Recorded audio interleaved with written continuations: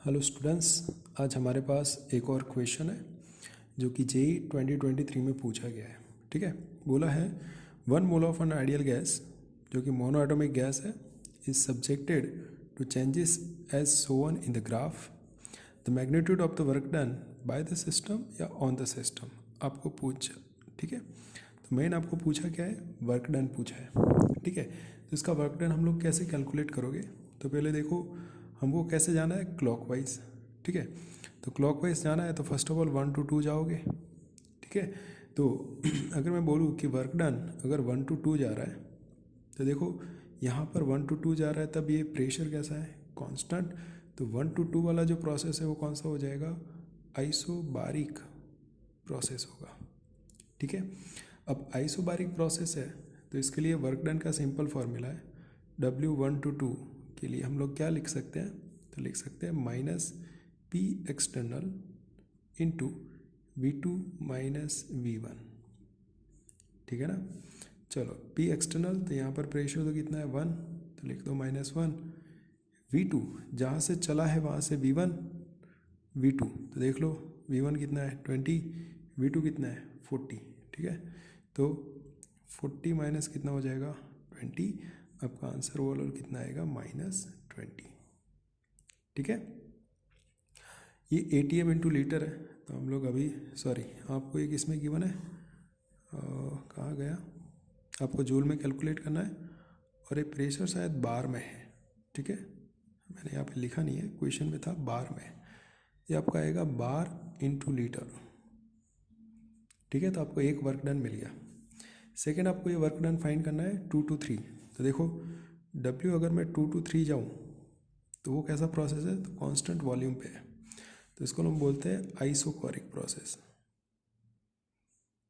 Isochoric process, और we all know volume कैसा है, कांस्टेंट, तो आपका डेल्टा V का वैल्यू क्या हो जाएगा 0, तो वर्क डन 2 to 3 भी आपका क्या हो जाएगा 0। ये भी आपको एक चीज़ ध्यान में रखनी है। ठीक है, इसके बाद हम लोग चलते हैं वर्क डन 3 to 1 पर, क्योंकि क्लॉकवाइज जा रहे हो। ठीक है, और ये जो होता है ना, ये होता है आपका आइसोथर्मल प्रोसेस के लिए, याद रखना ये किसके लिए, isothermal process. Okay, isothermal process हम लोग कैसे चेक करते हैं, तो इसके लिए एक सिंपल फॉर्मूला है हमारे पास कि ये आया W, जो कि W आएगा 3 to 1 से।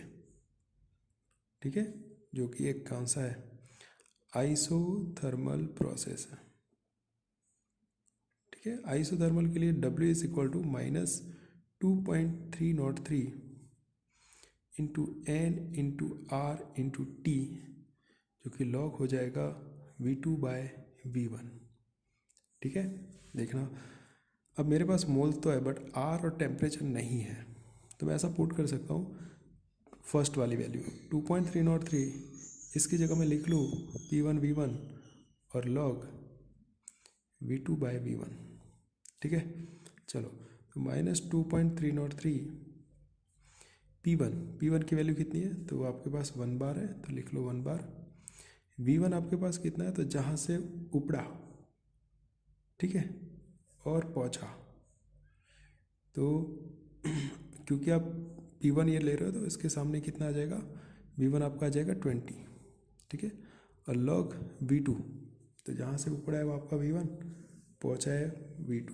ठीक है, तो कितना आ जाएगा 20/40। ठीक है, 20/40। चलो हम लोग कैलकुलेशन करें तो ये सीधा हाफ हो जाएगा, तो -2.303 इंटू 20 इंटू लॉग 1/2 का वैल्यू होता है -0.3010। ठीक है, जब आप ये पूरी कैलकुलेशन करोगे तो इसका माइनस और प्लस 13.8 के आसपास आंसर आएगा। ठीक है, हाँ ये आपको याद रखना है। फिर आपके पास एक ये है, एक ये है। अब हम लोग क्या कर लेंगे टोटल, तो W is equal to W1 to 2 plus W2 to 3 plus W3 to 1। 1 to 2 के लिए कितना वैल्यू है, -20 के आसपास है।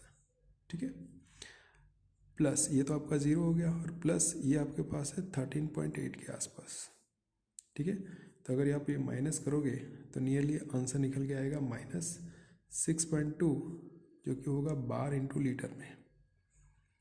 ठीक है, क्योंकि अभी मैंने आर की वैल्यू यहाँ पे पुट नहीं की, तो अभी भी ये किसमें बार इंटू लीटर में है।